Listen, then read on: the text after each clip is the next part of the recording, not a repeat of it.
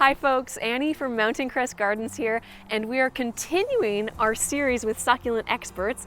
We're here in North County around San Diego at Waterwise Botanicals with the founder and manager, Tom Jesch.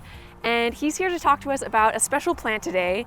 Now, I love plants that serve a function in the landscape, several functions, but the one you're going to show us here has some special functions to it. It plays a lot of roles. So what are we looking at here? That's right. So this plant talks and it says, I'm not a plant, I'm a medicine cabinet. Oh. Years ago, a plant came to America and it was called the medicine plant, the Aloe Vera. And when it came to America, even though it was known for centuries, nobody knew about it. And then it slowly became learned that it was very helpful. Well, this is another plant like that. This is a plant that's coming to America. And the cool thing about it is it has properties that are amazing, even more powerful than aloe vera. Now, some of the drawbacks of aloe vera are that when you break open the leaf, it's mucousy. Ugh. You know, like you're going, do I have to put that on my skin? This plant has a juice that we can get out of the leaves. So what I want you to do is take a bunch of it and just start to mush it up in your hands.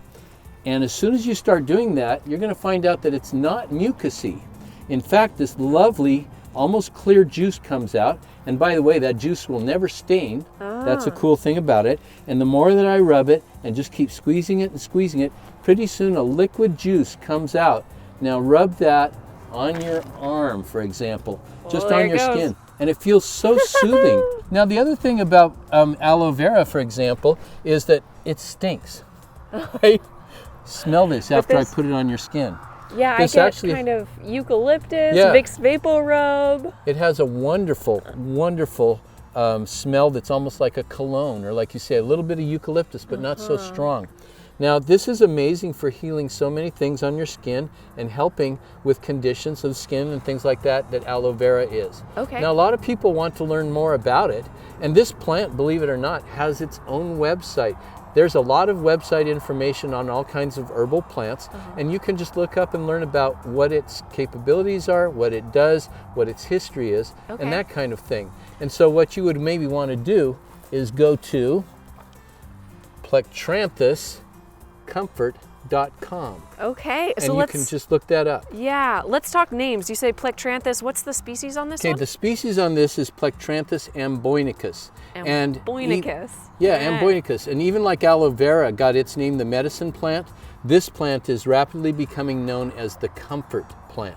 Now, one thing about this plant, just like there was a famous supermodel that one time said, "Don't hate me because I am beautiful."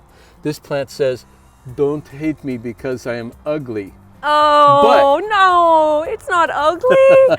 But it's fuzzy a little bit. Instead it says, "Love me because I take good care of you." Okay. And that's what's amazing. There's so many beneficial uses of this amazing new herbal plant.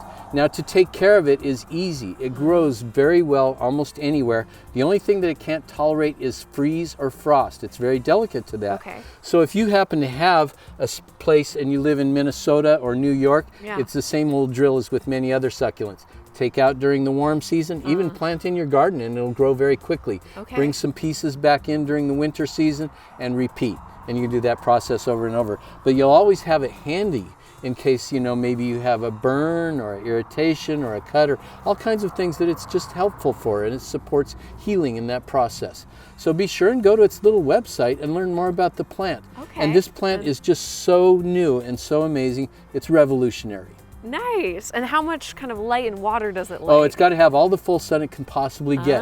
So when you bring it indoors, you want to put it in a sunny window. Even though it's a succulent plant, it really enjoys an abundance of water. One of the thirsty ones.